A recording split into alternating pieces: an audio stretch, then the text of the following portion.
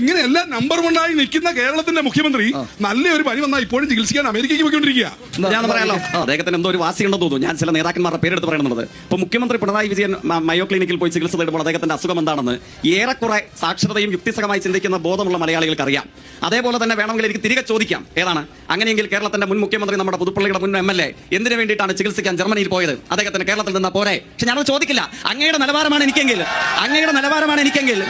അല്ല, ഞാൻ പറയട്ടെ സോണിയാഗാന്ധി അവിടെ പോയിട്ടുണ്ടെന്ന് എനിക്ക് തോന്നുന്നു അല്ലേ? സോണിയാഗാന്ധി പോയിട്ടുണ്ട്, അതൊക്കെ വലിയ കാര്യമായിട്ടാണോ? ഞാൻ പറയട്ടെ. അപ്പോ കേരളത്തിൽ ബ്രേക്കിലേക്ക് പോകണം, മുമ്പ് പെട്ടെന്ന് കണ്ടുകൂടെ? ഒറ്റ വാചോടെ പറഞ്ഞു. അതായത് നമ്മൾ ഈ കാര്യത്തിൽ കുറച്ചുകൂടെ പക്വതയോടുകൂടെ ചിന്തിച്ച KPCCയുടെ പ്രസിഡന്റ് കെ സുധാകരൻ ചികിത്സിക്കാൻ പോയി അമേരിക്കയിൽ. അദ്ദേഹത്തിന്റെ അസുഖം എന്താണെന്ന് നമുക്കറിയാം. മുൻ മുഖ്യമന്ത്രി ഉമ്മൻചാണ്ടി ജർമ്മനിയിൽ ചികിത്സിക്കാൻ പോയി. അദ്ദേഹത്തിന്റെ അസുഖം എന്താണെന്ന് നമുക്കറിയാം. രാഹുൽ ഗാന്ധി 100 വീടുകൾ കൊടുക്കാമെന്ന് വാഗ്ദാനം ചെയ്തു. ആ 100 വീടുകളുടെ തറക്കല്ലിട്ടു. സർക്കാരിന്റെ കണക്കാ പറയുന്നത്. രാഷ്ട്രീയ അടിസ്ഥാനത്തിൽ ഈ DYFഐയും CPM അവിടെ ചെയ്ത കാര്യങ്ങളെ കുറിച്ച് മിണ്ടുന്നില്ല. ഇതെല്ലാം സർക്കാരിന്റെ കണക്കിലാണ് പറയുന്നത്. ഇതിനു മുമ്പ് ഇതുപോലെ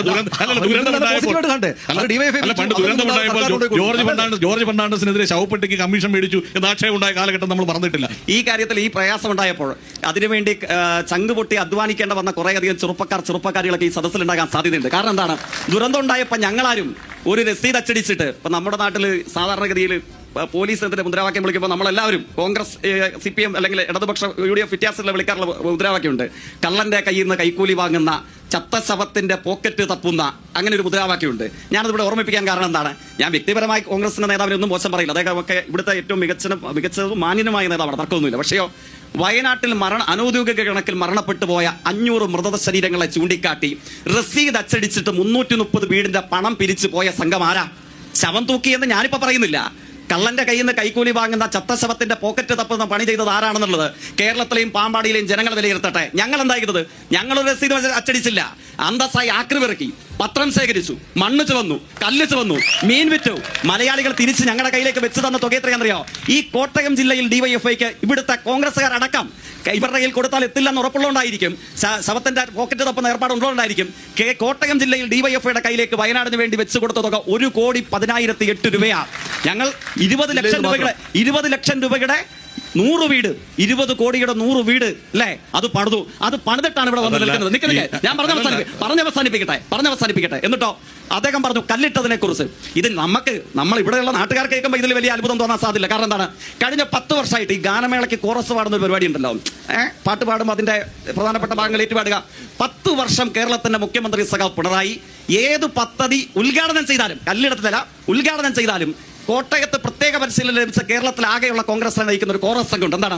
ഇത് ഞങ്ങളുടെ അപ്പൂപ്പനിട്ട കല്ലാണ്, ഇത് ഞങ്ങളുടെ അമ്മൂമ്മ കണ്ട സ്വപ്നമാണ്, പിണറായി ഉദ്ഘാടനം ചെയ്യുന്നേ ഉള്ളൂ. അതുകൊണ്ട് ഈ കല്ലിട്ടത് പറയുമ്പോ കേരളത്തിലുള്ളവർക്ക് പുതുമയുണ്ടെങ്കിൽ ഇവിടുത്തെ പുതുമയുണ്ടാകാൻ സാധ്യതയില്ല. എവിടെ തറക്കല്ലിട്ടാലും ഇവരുടെ അപ്പൂപ്പൻ തറക്കല്ലിട്ടാന്ന് ജയിക്ക് പറഞ്ഞു. അതിന് ജയിക്ക് നിങ്ങൾക്ക് അങ്ങനെ ഒരു അപ്പൂപ്പൻ ഇല്ലാണ്ട് പോയത് ഞങ്ങളെ പഴിയാലിട്ട് കാര്യമില്ല. ഞങ്ങൾക്ക് കല്ലിടാൻ ഒരു അപ്പൂപ്പനുണ്ട്, നിങ്ങൾക്ക് കല്ലിടുന്ന ഒരു അപ്പൂപ്പൻ ഇല്ലാതെ പോയത് ഞങ്ങളെ കുറ്റം പറഞ്ഞ കാര്യമുണ്ടോ? ഒരിക്കലും ഞാൻ കോൺഗ്രസ്സുകാരെ കുറ്റം പറയില്ല പ്രിയപ്പെട്ട സുഹൃത്തെ. കാരണം എന്താണ്, ഞങ്ങൾക്ക് അക്കാര്യത്തിൽ നല്ല അപ്പൂപ്പന്മാരും നല്ല അമ്മമാരും ഉണ്ട്. പക്ഷെ ഞങ്ങളുടെ പ്രത്യേകത എന്താണ്?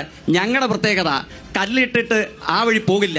കല്ലിന്മേൽ കല്ല് വെച്ച് അതിന്മേൽ പണിത് ഉദ്ഘാടനം നിർവഹിച്ച് ഇപ്പൊ 178 വീട് കൈമാറി. പെരുമ്പളം പാലം ഉദ്ഘാടനം ചെയ്തു, 200 പാലങ്ങൾ പണിത് പൂർത്തീകരിച്ചു. ദേശീയപാതയും ദേശീയ ജലപാതയും മലയോര ഹൈവേയും തീരദേശ ഹൈവേയും കൊച്ചി വാട്ടർ മെട്രോയും കൊച്ചി മെട്രോയും ഡിജിറ്റൽ യൂണിവേഴ്സിറ്റിയും ശ്രീനാരായണ ഓപ്പൺ യൂണിവേഴ്സിറ്റിയും തുടങ്ങി K-ഫോൺ പദ്ധതിയും, ആ K-ഫോൺ വഴി ലക്ഷക്കണക്കിന് കുടുംബങ്ങൾക്ക് ഇന്റർനെറ്റ് കൊടുത്തതും 5 ലക്ഷം പേർക്ക് വീട് കൊടുത്തതും 10 ലക്ഷം കുടുംബങ്ങൾക്ക് ഭൂമി കൊടുത്തതും അന്തസ്സുള്ള 140 വീടുകൾ കൊടുക്കാമെന്ന് പറഞ്ഞു. അതിന്റെ എല്ലാ നടപടികളുമായി അത് കൊടുത്തിരിക്കും. ഒരു 130 ഞാൻ പറയട്ടത് 100 രാഹുൽ ഗാന്ധി 100 വീട് കർണാടക 100, രാഹുൽ ഗാന്ധി 100. രാമണ്ണറ എന്ന് പറഞ്ഞിട്ടൊരു നേതാവ് പണ്ട് ഞങ്ങളുടെ മാരാർജിയുടെ ഒക്കെ കാലത്ത് മഞ്ചേശ്വരത്തുണ്ടായിരുന്നു. അദ്ദേഹം ഈ കോൺഗ്രസ് CPM ഡീലിൽ പ്രതിഷേധിച്ചുകൊണ്ട് പാർട്ടി വിട്ടുപോയ ആളാണ്. അങ്ങനെയുള്ള ചരിത്രമുള്ള കേരളത്തിൽ വന്നിട്ട് പറയാണ്, രണ്ട് മുന്നണികളും മാറി പറയുകയാണ് BJPയുമായിട്ടാണ് ഡീല് എന്ന്. ഈ ഡീലിനെ സംബന്ധിച്ച് എനിക്ക് ഇഷ്ടപ്പെട്ടു. കാരണം എന്റെ പണിയിൽ അദ്ദേഹം രണ്ട് വാചകം കൂടെ അവസാനിപ്പിച്ചോളാണ്. അദ്ദേഹം പറഞ്ഞു കാസർഗോഡ് മണ്ഡലത്തിൽ ഇവരുടെ നേതാവ് എന്നെ തോൽപ്പിച്ച സമയത്ത് CPIMന്റെ ഭാഗമായിരുന്ന നേതാവ് ഈ രാഷ്ട്രീയ സഖ്യം കോൺഗ്രസുമായി RSSനെ തോൽപ്പിക്കാനുള്ള ഞങ്ങളുടെ രാഷ്ട്രീയ അവിശുദ്ധ സഖ്യം കൊണ്ട് പാർട്ടി വിട്ടുപോയി എന്നുള്ളത്. ഞാൻ പറയട്ടെ, കാസർഗോഡ് മണ്ഡലത്തിൽ ഈ സുരേന്ദ്രനൊക്കെ വരുന്നതിന് മുമ്പ് താരതമ്യേന ഏറ്റവും മികച്ച വോട്ട് പിടിച്ചതായിരുന്നു KG മാരാർ. 1000 ചില്ലാനം വോട്ടുകൾക്കോ മറ്റുമാണ് മാരാർ ആദ്യമായി പരാജയപ്പെടുന്നത്. അന്ന് വിജയത്തോളം എത്തുന്ന പരാജയമായിരുന്നു മാരാർ ഉണ്ടായിരുന്നത്.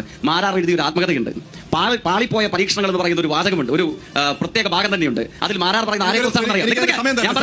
മാരാർ പറയുന്ന ആരെക്കുറിച്ചാണെന്ന് അറിയാമോ?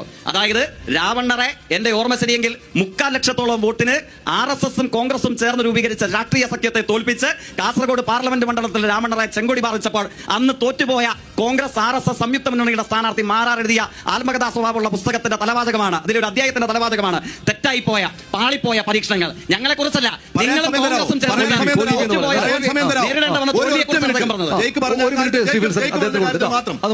KG മാരാർ ഞങ്ങളുടെ പാർട്ടിയുടെ എക്കാലത്തെയും സമാദരണീയനായ നേതാവാണ്. അദ്ദേഹം പറഞ്ഞ ആത്മകഥയിൽ അങ്ങനെ ഒരു അധ്യായം ഉണ്ട്. ആ അധ്യായം എന്ന് പറയുന്നത് രഹസ്യമായി ഉണ്ടാക്കിയ ബാന്ധവമായിരുന്നില്ല. കോൺഗ്രസുമായി UDFുമായി കോൺഗ്രസുമായിട്ട്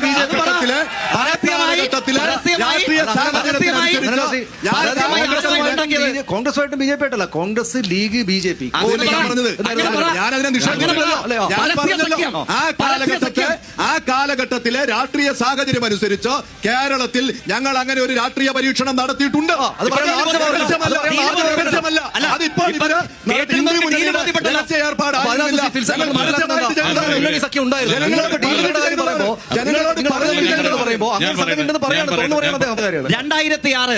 ഗോൾവൽക്കറുടെ ജന്മവാർഷിക ദിനത്തിൽ RSSനിടയിൽ വലിയ ആലോചന നടന്നു. നമുക്ക് ആരെ കൊണ്ട് വേണം നമ്മുടെ ഗുരുജിയുടെ പരിപാടി ഉദ്ഘാടനം ചെയ്യാൻ?